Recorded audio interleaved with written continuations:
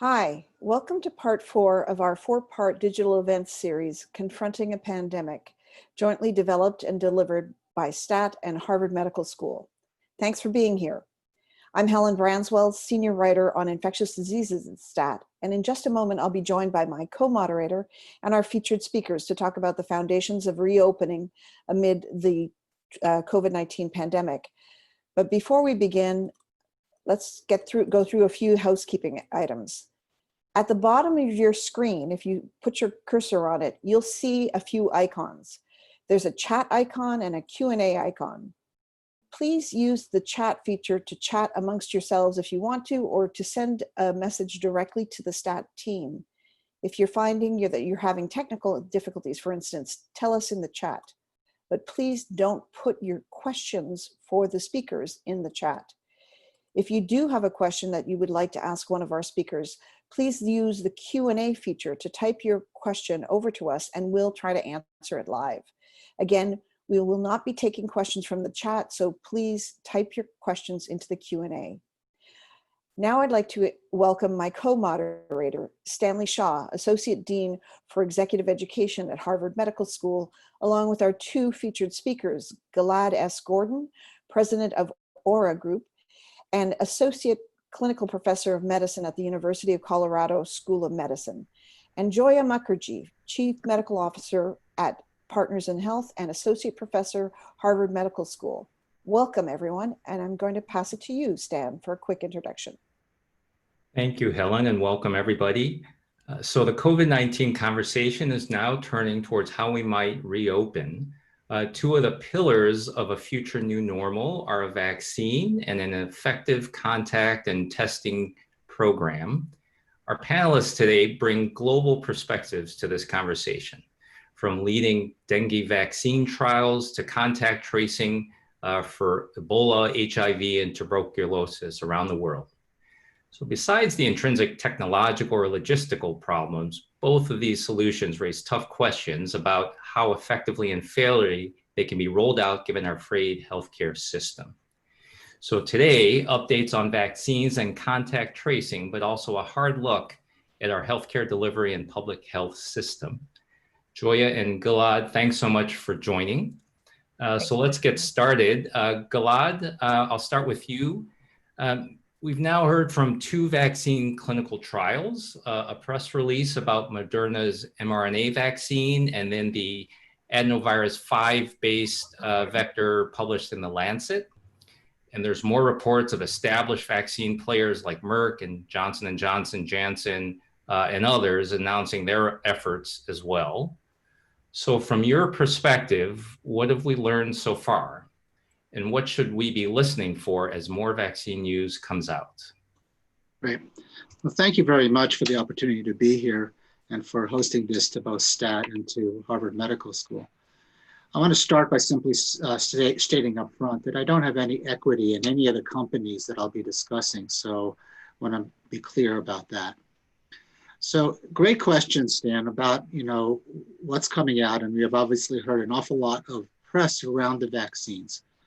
So the preliminary evidence from both vaccines, both the Moderna and the CanSino, is that both appear to indicate that vaccines can elicit a human response an immune response in humans.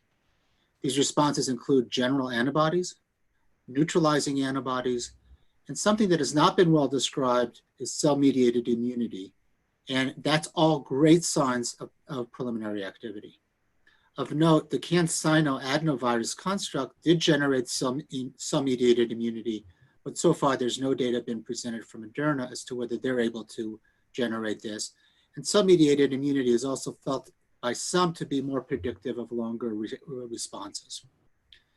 However, the gold standard for vaccines is whether they can really stop infections.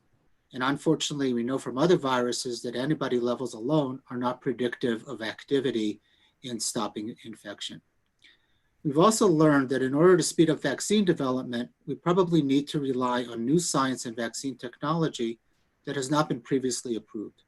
Specifically, traditional development has utilized one of the following 3 methods: inactivated vaccines, whereby a virus is either heat inactivated or chemically inactivated, and that's similar to what was done with polio or with the seasonal flu. Attenuated vaccines, where you take a virus and you pass it through multiple cell lines and try and kind of make it weaker, and those have included mumps, measles, and dengue, and recombinant proteins such as HBV or HPV. The preliminary data unfortunately suggests that these three methods all have problems in the COVID-19 vaccine development. And as a result, most public efforts have focused on either mRNA or non-replicating viral vectors. So in terms of the mRNA, Moderna gives an mRNA to the spike protein. They put it into a lipid nanoparticles. It's taken up by the dendritic cells and generates antibodies. Non-replicating viral vectors include the CanSino, which is a spike protein in an adenovirus construct. They've shown good response, but many people are already immune to the adeno5, and those people had a decreased response. So that is also problematic as we're going forward. So, and then a variety of other constructs are kind of under development at the present time. So then what to look for? I think what we really need to look for going forward can be defined in terms of both short-term and long-term. In the short term, we want to look at the levels of antibodies and immune cell reactions. In general, more is better. And we also want to start looking at how long the levels last. If the levels decrease very quickly, it's a sign that the vaccine may not last for very long. If they last longer, it's a better sign. We also want to look at the ability of the vaccines to prevent disease in primates. And again, just some preliminary evidence on some of the constructs from Oxford and from the Beth Israel that some of those vaccines may be able to do that. And we want to also look at the safety in terms of the levels of reactions. And one thing of concern right now is that the vaccines that have been, the data has been shown from Moderna and from CanSino have shown a high level of troublesome fever, fatigue, and injection site pain. And again, as we think about mass vaccination, we have to really think about vaccines are going to be very much better tolerated. And in the longer term, what we really need to look for is efficacy in terms of reduction of the disease in humans. So you're comparing placebo versus the vaccinated patients. And also the lack of antibody-dependent enhancement. We can go into that in greater detail, but that really means that the antibodies to the vaccine interact with another infection to cause a worse set of symptoms. That has unfortunately been seen in dengue, and it's also been seen in some of the mice experiments with COVID-19. But that really can't really be seen until, that was seen with the mice experiments with SARS, but we really need to kind of spend some time to make sure that that doesn't occur in these experiments, but that also may take a long time to find that out. So I'm going to jump in here, and thank you for that answer. It's very interesting, and I want to get back to vaccines later because it's a particular interest to me, that work.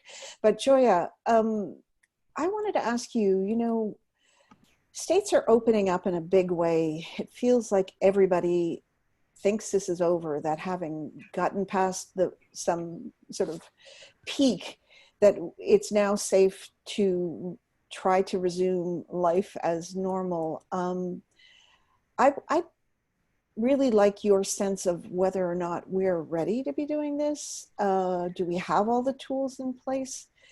And does the fact that the country is doing it in a really checkerboard way, with each state or even county making their own decisions, is that going to come back and bite us, as we move forward and get used to living with this virus? Yeah, thanks, Helen, and really great to hear your comments on those new vaccines, Gilad. We're afraid. Partners in Health is a global organization that spans 11 countries. We've done contact tracing as part of every epidemic disease that we've faced, as Dan mentioned, from Ebola to tuberculosis. And we were asked to step in the state of Massachusetts, and now with our community that we serve in Navajo, to do contact tracing. And we're also helping a variety of cities and states. And what we see across the country is Massachusetts is about a month ahead of most places because contact tracers have been deployed and working. And what we see with the knowledge now, because the part of contact tracing is a feedback loop, we get then information on what's working, what's not working. And in Massachusetts, social distancing has led to people having on average 3 to 5 contacts. And so it's easy to kind of chase those people down and make sure that they're safe, make sure that they have the resources they need. As we open up, of course, part of opening up is having more contacts. We don't have the systems in place to really manage that at this point anywhere as far as I know, except Massachusetts. We have planned for the surge. We've built that infrastructure with the departments of public health. But what you see in Wuhan and across China, what you see in Korea and Germany is this will continue to pop up. And so the way to continue to control it is to have the public health infrastructure in place. And over the last 40 years in the United States, our system has become increasingly fragmented. Public health and community health centers have been really underfunded. And our whole response, as everyone saw, particularly with data coming out of New York, is a passive response, playing defense and waiting at hospitals for people to get sick. But to get control, you have to go on offense and try to prevent the community spread. So, you know, now social distancing has worked in many places, and the number of contacts we can all feel, our own number of contacts is very low, and that's helped us get ahead of it in mass. But as people have more and more contacts, it is going to be much harder, and we stand to just revert right back where we were if we don't put more infrastructure in place right away. Could I just follow up and ask you a question related to that? Because when you're talking about the destruction effectively of the public, or the erosion of the public health system across the country, it seems to me that could become a real problem when we get to the point where there are vaccines to be deployed. Yeah. How are we going to vaccinate people? Exactly. Do we have a system? Right. I mean, exactly. And I think, you know, this is what I not only do at Partners in Health, but what our department at Harvard really focuses on is what we call global health delivery. And I've talked with Stan about this before. The delivery of care to the entire population is a discipline. There are aspects you have to do. You have to understand where the disease is spreading. You have to understand the burden. You have to understand the resources in every place. And in some countries, that mapping, that global health delivery process is going fairly well.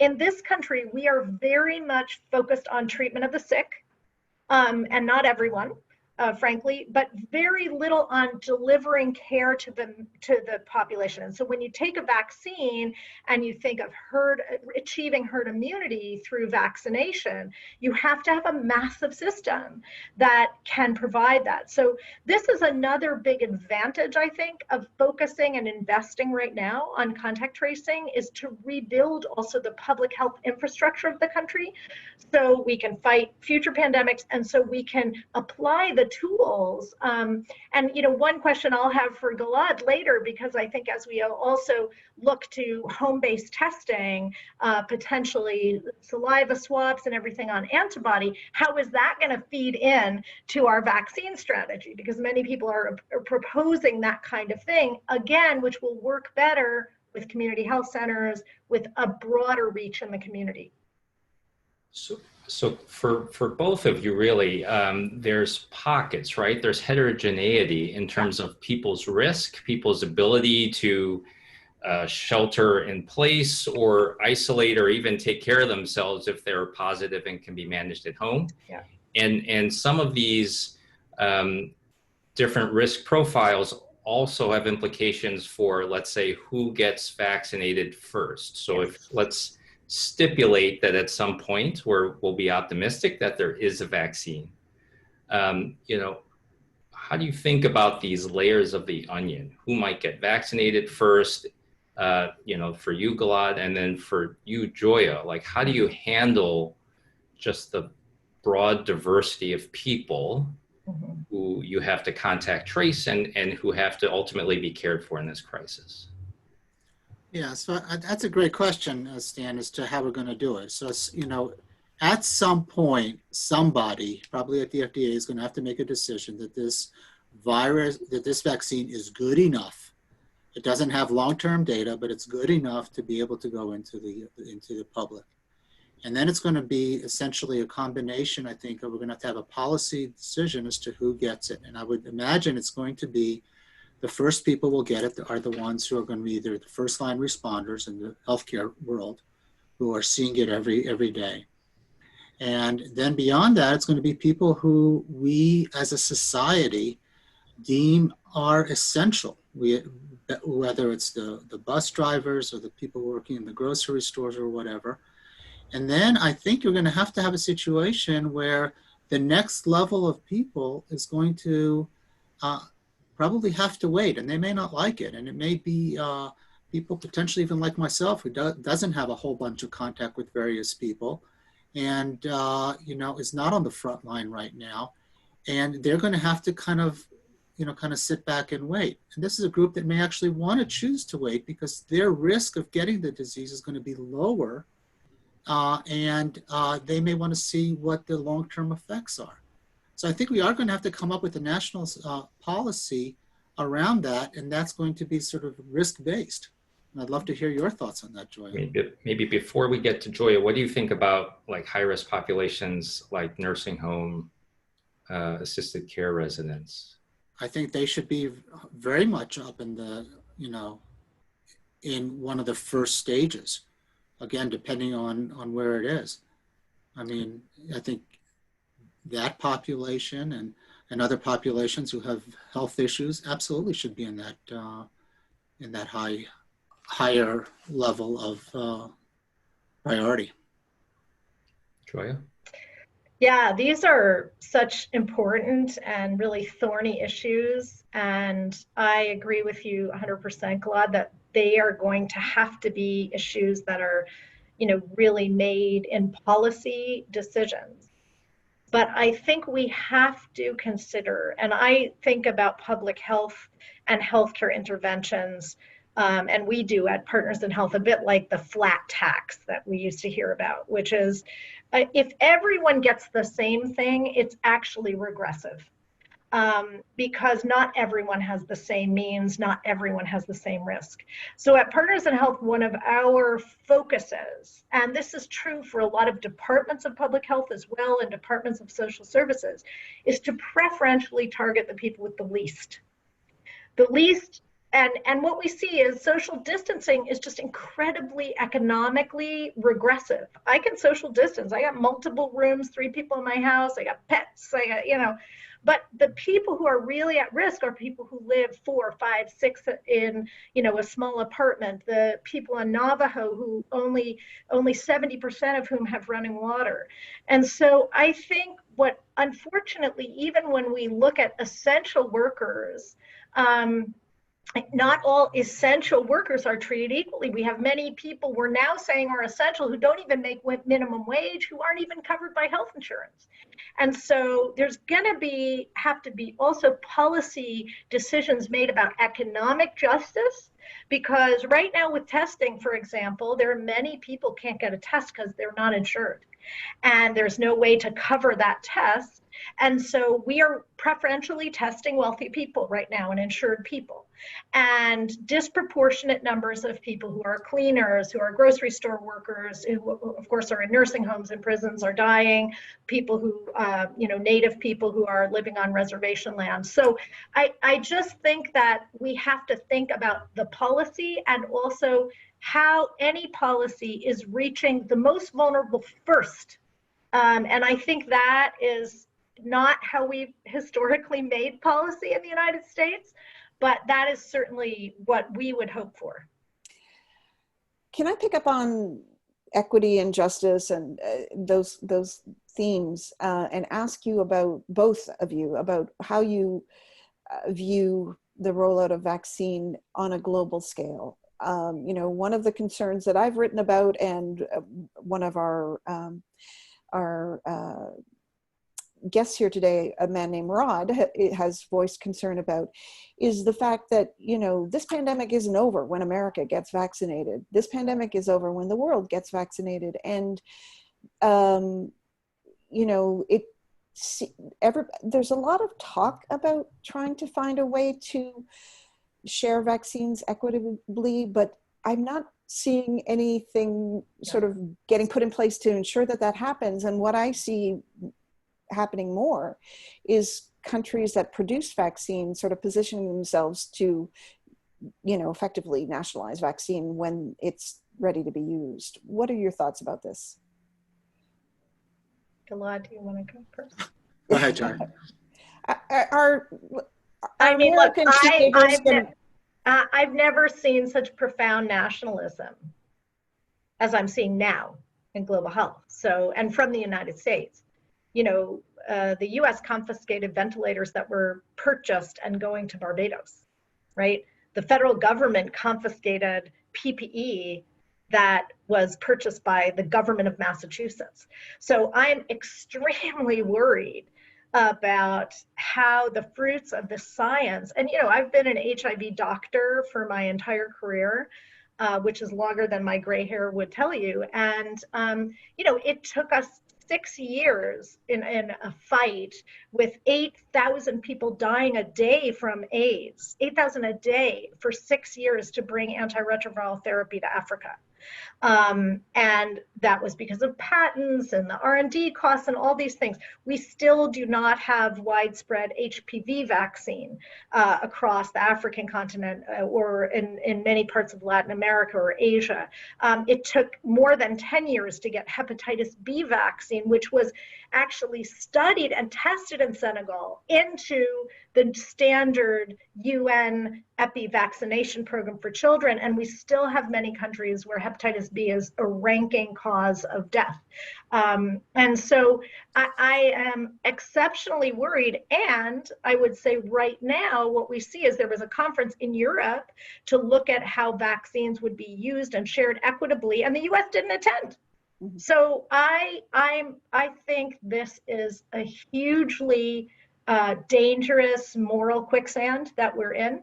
And this is why I always am a little concerned about the biosecurity argument, Helen. People say, well, it's bad for us all. We're all in this together. We're not.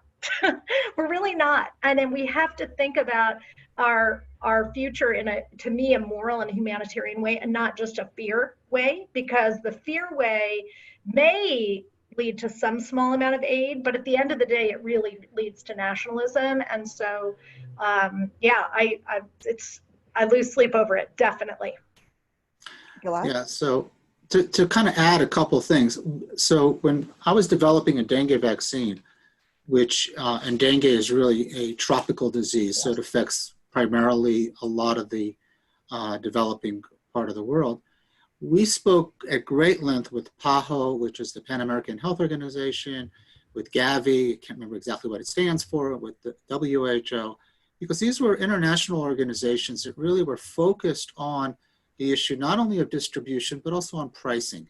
Yeah. And really, how do you get a vaccine that may have been developed in the United States and is highly priced in the United States to a country like Thailand or Vietnam at zero or near zero cost. Mm-hmm. And I share Joya's concerns that now that the United States has kind of pulled out of those organizations, how are we going to kind of go back into those discussions so that we can get this vaccine into the parts of the world that need it? And I'm sure that the death rates in many of these countries are dramatically higher than have been reported because they don't have testing.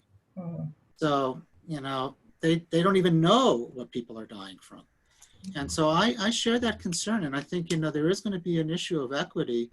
And I think the other thing that I'm glad to see that is happening on the part of the companies as well is that they're really beginning to think about the manufacturing. And they're thinking about how to create, literally hundreds of millions, if not billions of doses, and are also beginning to strategize and trying to figure out how can they develop a vaccine that only requires one shot, Mm-hmm. as opposed to what most vaccines require 2 shots. Because the issue there is not only the quantity and allowing twice as many people to be vaccinated with 1 shot as opposed to 2, but it's also the issue about how do you follow up people to give them the 2nd shot. Mm-hmm. So I think that there is, a lot of discussion on the side, it may not be at the national level, but I think a lot of people are really spending a lot of time trying to think through how to maximize the delivery. Another thing that they're thinking about, I was listening to a press conference this morning involving the CEO of AstraZeneca, GSK, Pfizer, and they were talking about the fact that they're developing vaccine, like they're making plans to produce in a variety of locations, not all in one place, but in different parts of the world. I think in anticipation that, vaccine may not flow from where it's being produced immediately. So if you have different sources of it, things may be more equitable. Yeah, I mean, and I think that's what I would hope for. I would even hope that the vaccine is developed in the global south.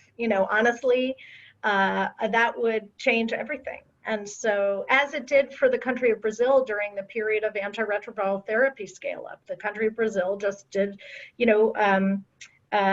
compulsory licensing, and they made their own drugs, and they had back in 99 about the same rate of HIV as South Africa and the same levels of inequality, and they were able to rapidly reduce their epidemic. And so I think these things are being thought of around the world now by activists. I sit on the board for the Global Fund to Fight AIDS, TB, and Malaria, which has worked on the distribution of drugs and diagnostics, similar to Gavi, which is the Global Alliance for Vaccines and Immunizations, that really equity is the point. I mean, the point is getting these mechanisms. So we have some mechanisms that exist, Gavi being one, Global Fund being another, that are already procuring at scale drugs, vaccines, diagnostics.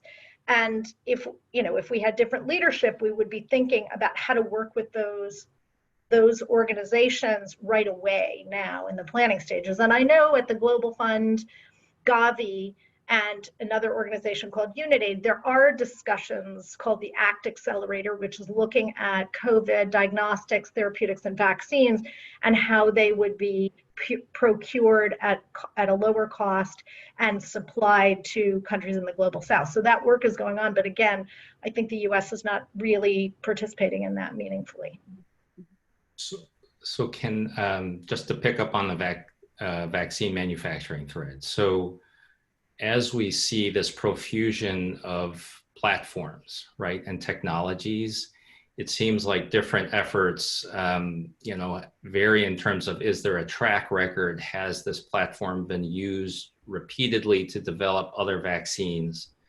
Gilad, do you see that as conferring some advantage, or how does that affect how you think about, different platforms that have a history that they can be scaled up for hundreds of millions of doses? What you hear is admirable results. All these companies are saying that they are kind of going to embark on manufacturing at risk. But how much uncertainty is there depending on the platform? So it's good. It's a great question. I think the key issue is on some of these technologies, can they be scaled, as you have described? And so, for instance, Johnson & Johnson has a construct that's about to go into the clinic with an adenovirus 26. And they have used that in the past. They've never gotten an approval for it, but it's been in, I think, 50,000 people. And what's interesting there is that they have the ability to manufacture it at a very, very high scale in a very low volume. So I think they said that they can manufacture 300 million doses in a 2,000 liter fermenter in 1 year, and using something called the Percy 6 cell line. And so one would hope that they could, replicate that in multiple countries. And so you can, maybe, with three or four incubators, you can really begin to kind of get to a level that is very high. The other question would be, let's say theirs does not work, but can that technology that they have be used on a different cell line or a different type of virus? And I've seen a fair amount, and I believe in one of the earlier sessions here, they talked about sort of the collaboration between companies. And so hopefully that collaboration can take place so that you can have this level of scale up so that you can really do it. The situation with synthetic RNAs is that there's an awful lot of the reagents and the ingredients that might be a short supply that may not permit you to do this type of ramp up to this high a level. And I think, so one has to begin to plan on how to create the reagents so that if the Moderna vaccine works, they are able to immediately scale up and to really kind of go forward in that regard. And I would hope that those actions are being undertaken at the present time. I'm sure we'll get back to vaccines, but we have some questions about the possibility of a second wave. I mean, we touched on this a bit earlier, Joya, when we were talking about opening up and the prospects for that to go badly. But I mean, what do the two of you see, as the most likely probability for the coming weeks and then into the fall? Are we going to see, do you think, a diminution of transmission because of the warmer weather and people being more outdoors, and then a big surge in the fall when potentially schools reopen? I mean, what do you think is going to happen? I mean, I don't think there's any real evidence that the weather will change this virus. And we are seeing plenty of spread on the African continent and Latin America and, places that are warm, in Asia, in India. So I just don't, in India, it's been a heat wave, as it has been now for the last few years in the summer, and there's plenty of transmission. I think it's really about proximity and contact.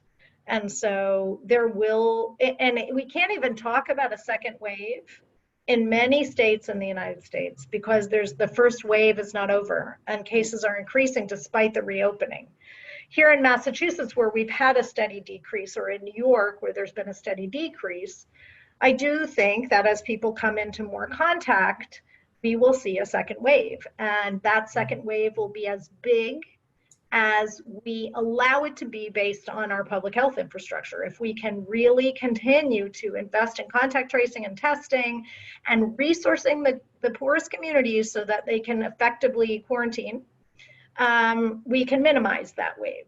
But, we're also helping the city of Newark, and I was on a phone call with Mayor Ross Baraka.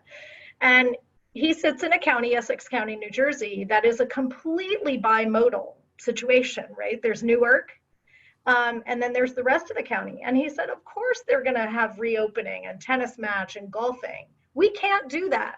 We've had redlining, right? We live in these small confines, and we're going to have to take this much more seriously. And I saw a question in the chat about lockdowns in South Africa resulting in starvation. And this is another huge worry. I think the people who are most affected by social distancing and lockdown are the poor. And part of our response has to be resourcing those people. And that's what we see in Europe, that people are getting a basic income. They're continuing to get financial and economic and social support, but we're not doing enough here to prevent that. And there are many countries that just don't have the means to do that, or are going to have to open up so that people can feed their families. And so these are really complex issues that will definitely lead to a second wave. Right. You mentioned, the inequities and disparities and how that's going to affect things. Some of the countries have used things like emptied college dorms to house people who have to be isolated, but who live in a household where they don't have the opportunity to isolate. But we don't seem to be doing that here. Some places are doing it. Yeah, some places are doing it. And, many of the healthcare workers that we work alongside in the U.S. would love to have that. And so some cities, some states have repurposed hotels. The state of Washington was one of the first to do that. And they bought a hotel, didn't they? Vigorous early response. Yeah. So I think those are very valid things. And if you did it right, it could also help the economic desperation, because you could put people back to work with proper PPE, delivering food, supporting those hotels, etc. Those are the workers that are most in need of a paycheck, and really link the stimulus with ending the epidemic. Right now, the stimulus is a lot of times just falling on a very broken economy. Yeah. And I think we could do better to link these things up. And we're certainly working, our Partners in Health on some of those policies as well. Yeah, so just to add a couple of things to it, I think one of the issues is also, if you open up a store, are people going to come? Mm-hmm. And so, as somebody described to me, and I thought it was very poignant, they said, we now purchase, we don't shop. So in other words, if they're going in for, let's say, a t-shirt for their child, they'll buy a t-shirt and they'll leave. They won't linger and, spend some time in the food court or, go and buy shoes and stuff. And I think, to me, that's another issue, is we just have to kind of get a level of confidence back in people that they can go out when the time is right and with the right proximity. And to me, that's a real challenge as to how we're going to do that. And I'm not sure exactly how we do it. But to answer your question, you go ahead. Yeah.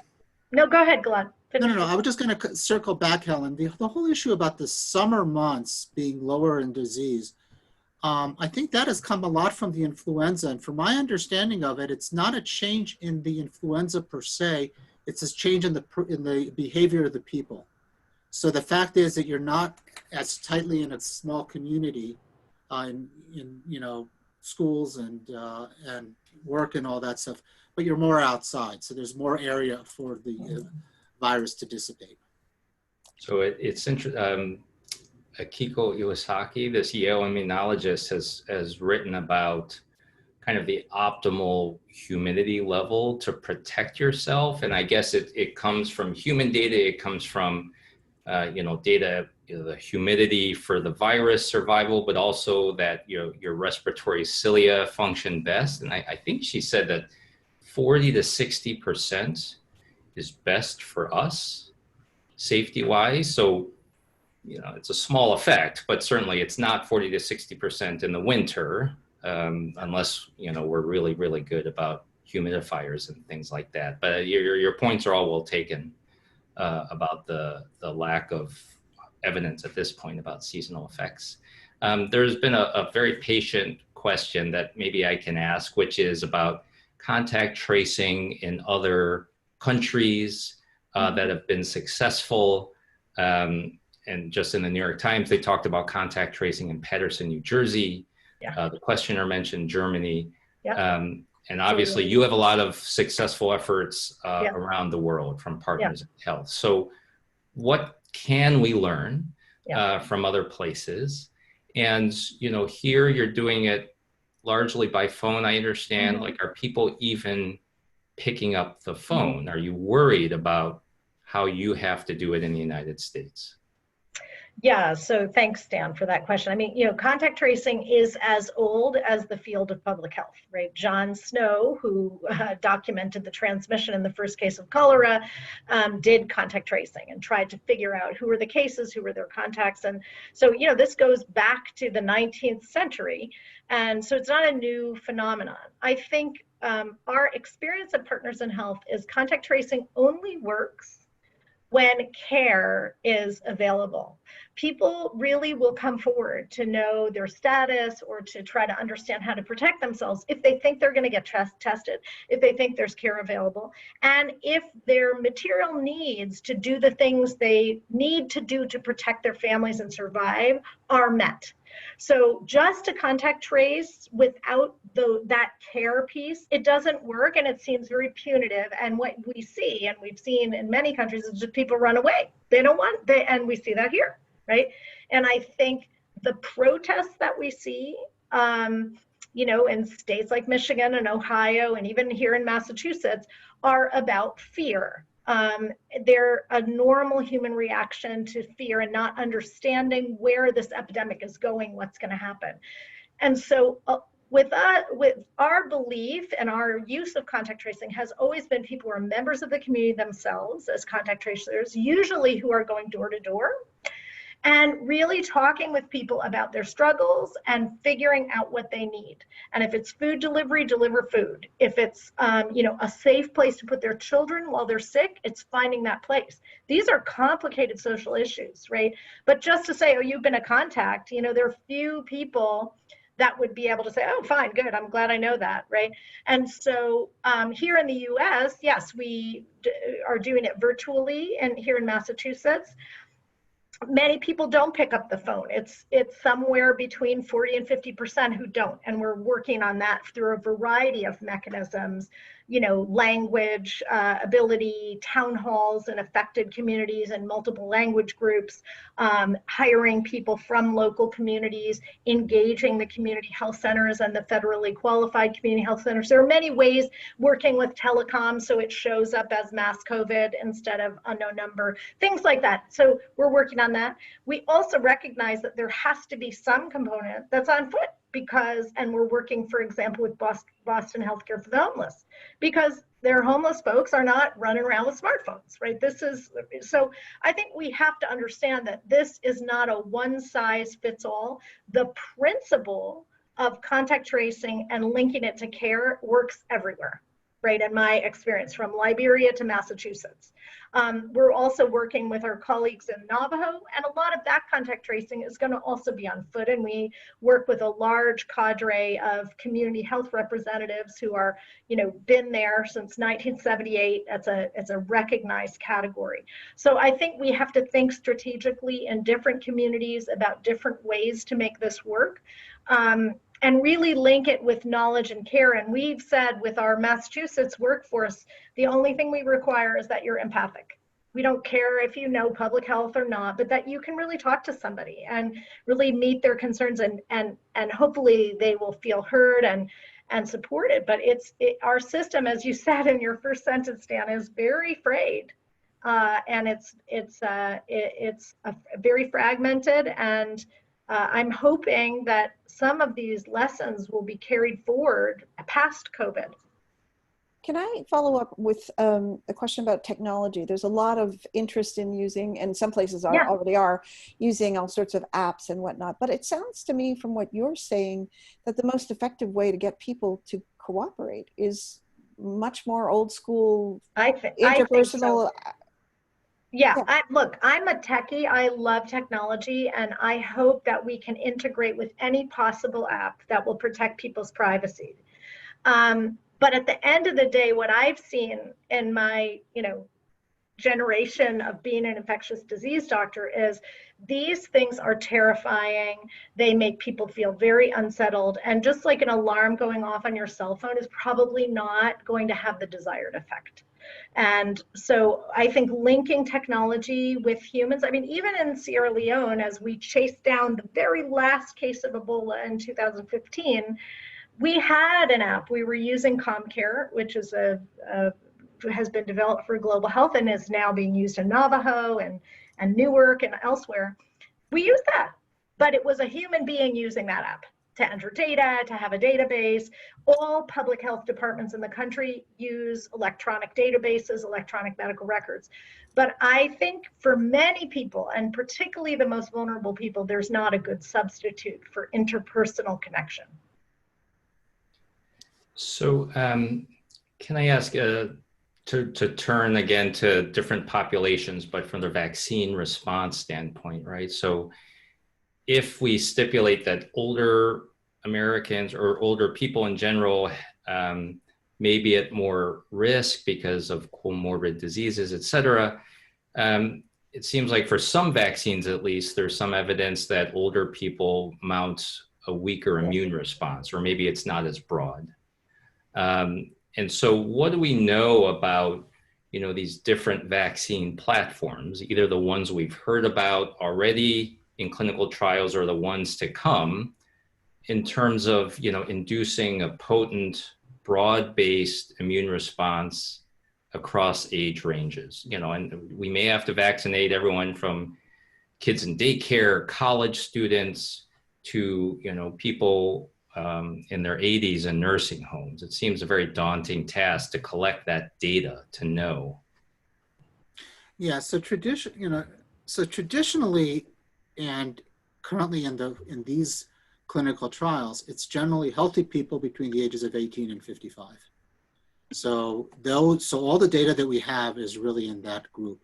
But as you astutely pointed out, Stan, certainly with the flu and with shingles vaccine and a number of others, it's been shown over and over that the elderly don't mount as strong a response. So they have to be vaccinated either with a higher dose or more frequently. And that almost by definition brings up the question about safety and efficacy. And so we are just at the preliminary stages of being able to get that data to know whether the high risk, as the nursing homes, as you asked before, whether those patients are going to can be vaccinated with a single dose the same way that a 40-year-old can. And my guess is that they're not, but we're just going to have to initially probably take a stab at using, again, making a risk-benefit assessment, saying some is better than none, giving them a vaccine, and then as the data comes in, considering going back with either a booster shot or higher doses. But I think it's all going to be kind of a work in progress in the same way that we're going to have to figure out how to do it with children. And, again, very, very young children who also seem to be at risk, and trying to figure out what kind of doses to give to them. Can I follow up on that and ask you, given that we're likely going to have, or hopefully going to have, multiple different vaccines made with multiple different vaccine platforms, do we, and potentially may have to revaccinate people because either immunity isn't durable or because older people can't mount a durable response. Do we have to be worried about, whether or not you use X platform after Y platform, or could you give them, if you've given them an adenovirus vectored vaccine as their first vaccine, are they likely to mount as good a response if you use it again later, or would you need to use another kind of vaccine? It's a fantastic question that I don't think we have any information on that, no data right now. And I think that'll be part of the requirement as we go through. I mean, this is not one and done. I mean, we're not going to be done in December and kind of say, okay, now it's a manufacturing problem and distribution problem. We're going to have a lot of studies that are going to need to be done to answer specifically that question. Like, because, for instance, even CanSino, that they had this reaction to the people who had been exposed to adenovirus 5, right, had a decreased response. So it raises the question, do you just give them another boost? Or what happens if you give them Adeno 26, which is the Johnson & Johnson right, construct? How are they going to react? And right. I don't think we have any information right now. And one can hypothesize that you might want to switch platforms, or you might want to just give a higher dose. I just don't think we have the data, but that's going to all have to be studied. Right. The CanSino study, by the way, I mean, you would have noticed this, but they found the pre-existing immunity problem correlated with age. The older people in their cohorts had more of a problem. Like they found more pre-existing immunity amongst older people, which right, doesn't necessarily bode well for the use of that vaccine in older people. Exactly. Right. So we're winding down time-wise. Gilad, maybe I can just ask you to take us into the minds of the FDA as best you can. So there's so much need, right? Such a compelling need, so much we don't know, despite a lot of companies investing, at risk and making Herculean efforts. We're talking about predominantly immunologic antibody readouts at the moment in May. Like, how is that decision going to be made? What kinds of data will be available at the time of, let's say, an emergency use authorization? How do you say that? How do you prognosticate this playing out?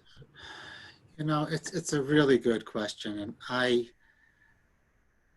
guess I'm glad I'm not going to be at the FDA at that point to make it. But I think you're going to have a situation where it's going to have to be done. There's going to have to be sort of risk mitigation.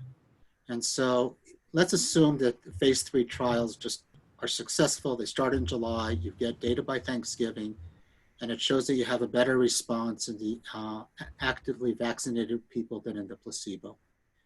but you have, by definition, just short-term safety data. You don't have anything beyond 5 months. And then you look at that data and you say, we've got an ongoing pandemic, whether it's a second wave or not, it's still ongoing. We have to do something. We can't just sit here and the data is good enough to start to vaccinate. And then you start to vaccinate, but you absolutely have to do longer term follow-up. And you have to look at these other populations. So my sense is that it's going to be a very difficult decision, but there's going to have to be a decision. And my guess is that they'll make a decision to start giving some of the doses to some of the patients, to some of the at-risk populations, depending on how it's defined, and then continue to follow it. My big concern is that if there is long-term safety data that pops up after the vaccine has already been given to people, that's going to set back vaccination for everything else by years. All the efforts that we've made for pediatric vaccinations can potentially be hampered and harmed because we approved it too soon and we had some type of long-term effects that were not seen early on, but were seen later on and are now hampering the future. And to me, that's a huge fear. But I think you're going to have to do, I think there's going to be a push to do something even with minimal data. I completely agree with you. I'm glad I'm not going to be having to make those decisions either. But it's an interesting situation because you never have long-term data when you're starting to use a new vaccine. You have some data and would likely have more than we currently are going to have, but you never have long-term data.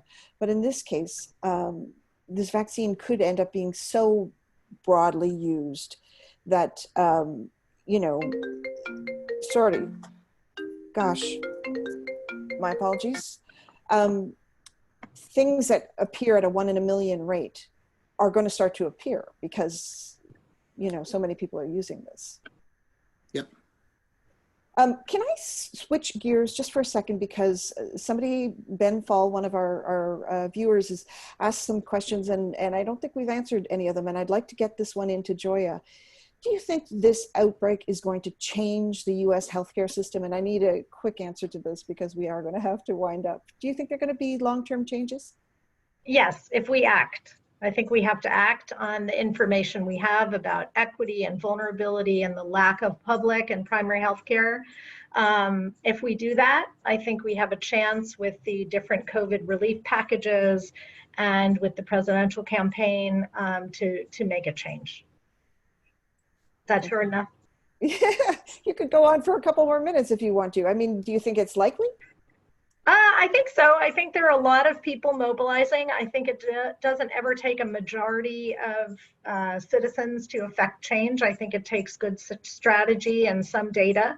And I think we've got that. And just like the Great Depression led to the formation of a lot of New Deal social protections, I think this pandemic ought to lead to a much broader set of health protections and a reframing of health attached to employment, for example. And we can't really be prepared for pandemics if you have to pay for a test and pay for care. And so, I think somebody asked about Germany and Korea, and these are places where health is part of the general social contract of citizens. And we see this in Rwanda as well, which Rwanda, and someone, I think also the same person had asked about developing countries. Developing countries have far better contact tracing and public health. They've been forced into that by the fact that they have very little healthcare, but over the last 17, 18 years have built up the healthcare infrastructure as well. But Rwanda, a country I know very well, has held in their first month from the first 2 cases coming into 134 cases, with lots of testing. No one can say they under-test. Quarantine, isolation, and government supporting that. To give you an example, in that same time frame in the state of Georgia, we saw 2 cases go to 4,400, and that's the same size, 12 million, home of the CDC. And in Belgium, the former home of King Leopold, the first 2 cases went to 7,400 in the first month. So there are countries that are doing things right in this, and we should learn from them. We should be humble in the US and learn from countries that have much better social protection for people that involves healthcare and social services.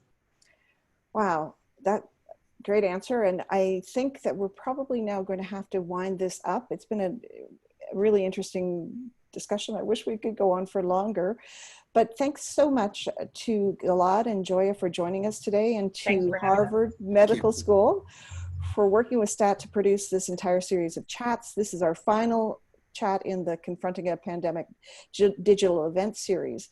But in case you missed any of the previous chats in this series, you can always find them on STAT's website. Thanks again to everybody who took part, panelists and co-moderator and our audience, and please stay safe and be well. Thank you. Thank you. Thank you. Thanks for having us. Thank you. Bye. Thank you very much for the opportunity to be here. Bye.